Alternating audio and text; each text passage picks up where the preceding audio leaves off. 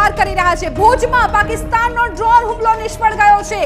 સક્રિયમાં હુમલો કરવામાં આવ્યો, જે સરક્રીકમાં હુમલો કરવામાં આવ્યો કે જે નિષ્ફળ ગયો છે। ભુજમાં પાકિસ્તાનનો ડ્રોન હુમલો ફરી એકવાર નિષ્ફળ સાબિત થયો છે। અમારા સહયોગી ઝરણા અમારી સાથે લાઈવ જોડાયેલા છે।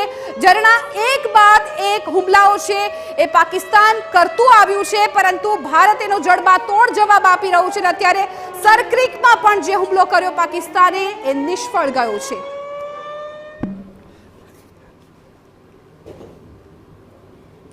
जी बिल्कुल એવું ચોક્કસ કહી શકાય કે જિજ્ઞાસા જે પણ નાકામ કોશિશ પાકિસ્તાન દ્વારા લગાતાર કરવામાં આવી છે, પાકિસ્તાન દ્વારા કરવામાં આવેલી તમામ કોશિશને ભારત દ્વારા નિષ્ફળ બનાવવામાં આવી છે અને ભારતે પણ લગાતાર જે પણ પાકિસ્તાન દ્વારા ડ્રોન હુમલાઓ કરવામાં આવ્યા, મિસાઇલ છોડવામાં આવી, તે તમામ તોડી પાડ્યા છે। અત્યાર સુધી જે પ્રકારે ઘટનાઓ સામે આવી છે તેમાં ભારતને કોઈ પણ જાતનું નુકસાન થયું હોય તેવા કોઈ સમાચાર સદનસીબે સામે નથી આવ્યા અને આવનારા સમયમાં પણ ભારત જે છે તે પાકિસ્તાનને જડબાતોડ જવાબ પણ આપશે।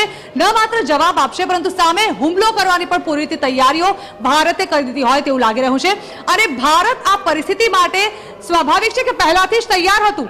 જે પ્રકારે આતંકવાદીઓએ જે હરકત કરી હતી ત્યારબાદ સ્વાભાવિક હતું કે હવે ભારત ચૂપ તો નથી જ બેસી રહેવાનું, પરંતુ ભારત આટલો મોટો નિર્ણય લેશે અને યુદ્ધ સુધી વાત પહોંચી જશે, કદાચ તેનાથી પાકિસ્તાન અવેર નહોતું, પરંતુ અત્યારે જે રીતે સીધી રીતે હવે ભારતે લાહોર પર હુમલો કર્યો છે અને હવે પાકિસ્તાનના જે હુમલાનો જવાબ ભારત આપી રહ્યું છે, એવું લાગી રહ્યું છે કે ભારતે પહેલાથી જ આખી રણનીતિ તૈયાર કરી હતી।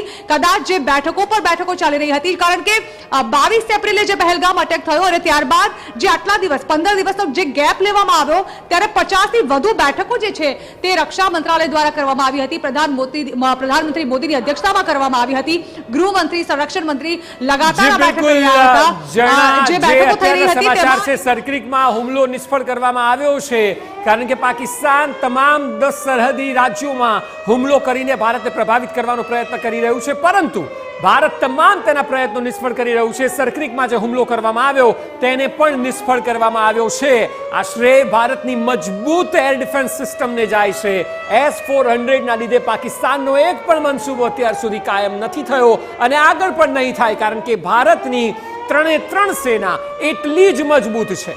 એટલે ભલે અત્યારે એર ડિફેન્સ સિસ્ટમ હોય, પરંતુ જો હવે પછીના કલાકો અને આવનારા સમયમાં ભારતે આર્મી થકી પણ લડવાનું હોય તો પણ ભારત એ પાકિસ્તાન કરતા 2.5 ગણું મજબૂત છે। સતત TV9 એ ડેટા પણ આપણે બતાવ્યો છે કે ભારત અને પાકિસ્તાનની તાકાતમાં પાકિસ્તાન સાથે તુલના જ ન થઈ શકે ભારતની, અને એ છતાં પણ પાકિસ્તાનના લોકો આપ જોશો તો જનરલ મુનીરથી લઈને ખ્વાજા આસિફ સુધી, જે તેમના રક્ષા મંત્રી છે, એ તમામ લોકો ભારતને ઉશ્કેરતા હોય તે પ્રકારના નિવેદન આપતા હતા। સિસ્ટમ નથી, ઇક્વિપમેન્ટ નથી, ડિફેન્સનો એવો કોઈ માલ સામાન એમની પાસે નથી કે જેમાં ભારતને તેઓ પહોંચી વળે, છતાં પણ પહેલગામ હુમલાથી લઈને 22 તારીખથી લઈને અત્યાર સુધી રક્ષા મંત્રી હોય કે પ્રાઇમ મિનિસ્ટર હોય કે પછી આર્મી ચીફ હોય પાકિસ્તાનના, તમામ લોકોએ ભારત વિરુદ્ધ બેફામ નિવેદનો આપ્યા અને ભારતને પહોંચી વળીશું, અમે પરમાણુ દેશ છીએ, અમે આમ કરીશું, તેમ કરીશું, ધમકીઓનો